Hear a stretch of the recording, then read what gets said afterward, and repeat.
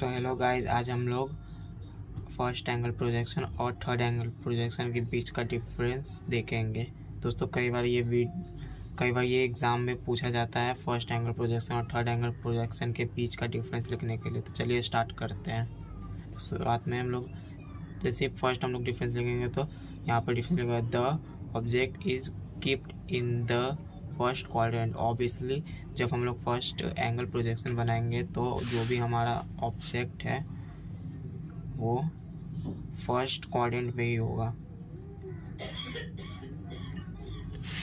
Then हम लोग जैसे थर्ड एंगल प्रोजेक्शन देंगे तो यहाँ लिखा हुआ है the object is keeped in the third quadrant, यानी कि वो जो ऑब्जेक्ट है वो थर्ड क्वाड्रेंट में होगा। सेकेंड डिफरेंस हम देखेंगे। सेकेंड डिफरेंस लिखा हुआ है the object lies between the observer and the plane of projection. दोस्तों यहाँ प्लेन ऑफ प्रोजेक्शन मतलब कि वो प्लेन जिस पे कोई भी वस्तु का प्रोजेक्शन बन रहा है, वो इसका मतलब उसको डिनोट किया जाता है। जैसे कि the object lies between the observer and plane of projection. जैसे कि यहाँ ऑब्जर्वर हुआ, ये हम लोग का ऑब्जर्वर हो गया, एंड ये हम लोगों का प्लेन हो गया। इसी को हम लोग प्लेन ऑफ प्रोजेक्शन बोल रहे हैं। तो ये हमारा बीच में ऑब्जेक्ट हो गया। तो यहाँ कहा जा रहा है, दूसरे वर्ड में कहा जा रहा है कि जो हम लोग का ऑब्जेक्ट है वो लाइस करता है, यानी कि वो बीच में है ऑब्जर्वर और प्लेन, यानी ऑब्जर्वर और प्लेन के बीच में ऑब्जेक्ट, वो उसको दर्शाता है।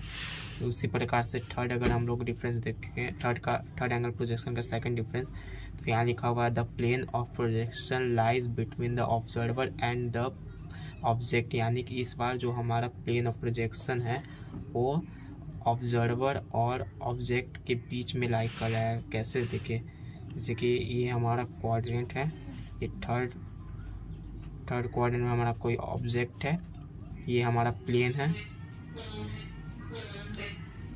ये ऑब्जर्वर,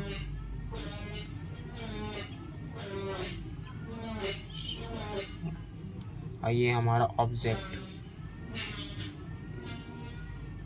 तो यहाँ पर बताया जा रहा है कि ऑब्जर्वर है और ऑब्जेक्ट, इन दोनों के बीच में हमारा जो प्लेन ऑफ प्रोजेक्शन है वो लाइक करता है। तो सेकंड डिफरेंस कुछ इस तरीके से लिखेगा। और थर्ड में हम लोग डिफरेंस जब लिखेंगे फर्स्ट एंगल प्रोजेक्शन का, तो वो है the plane of projection is assume to be non transparent. Obviously क्योंकि जैसे हम लोग यहाँ फर्स्ट एंगल प्रोजेक्शन में देखेंगे तो हमारा जो प्रोजेक्शन बनेगा वो प्लेन ऑफ प्रोजेक्शन यहाँ बनेगा, तो इससे नॉन ट्रांसपेरेंट होना चाहिए। अगर ये ट्रांसपेरेंट रहेगा तो हमारा प्रोजेक्शन नहीं बन सकेगा।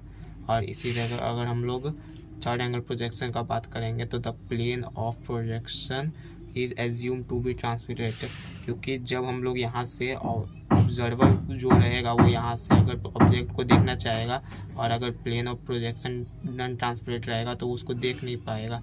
इसीलिए इसे हम लोग को एज्यूम करना पड़ेगा कि ये एक ट्रांसपेरेंट है।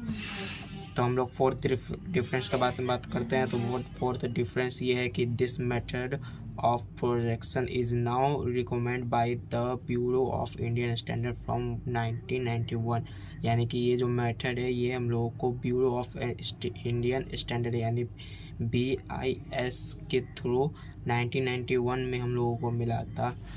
और ये जो फोर्थ हम लोग का डिफरेंस है इसमें लिखा हुआ है this method of projection used in USA and also in other country, यानी कि ये जो थर्ड एंगल प्रोजेक्शन है वो जनरली USA, कनाडा या फिर और अदर कंट्री में ही अवेलेबल है। इंडिया में ज़्यादा अवेलेबल फर्स्ट एंगल प्रोजेक्शन को माना जाता है इंडिया में।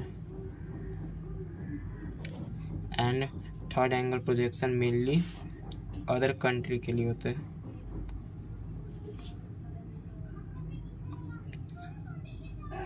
अदर कंट्रीज़ में थर्ड एंगल प्रोजेक्शन ज़्यादा यूज किया जाता है, जैसे USA, कनाडा। एंड हम लोग जब फिफ्थ देंगे तो फिफ्थ हम लोग का सिंबल है, तो फर्स्ट एंगल प्रोजेक्शन मेथड का सिंबल कुछ इस तरीके से है और थर्ड एंगल प्रोजेक्शन मेथड का सिंबल कुछ इस तरीके से है। Hope you like this video. अगर आपको इस वीडियो से कुछ भी सीखने को मिला है then please subscribe to my channel and share. Thank you so much.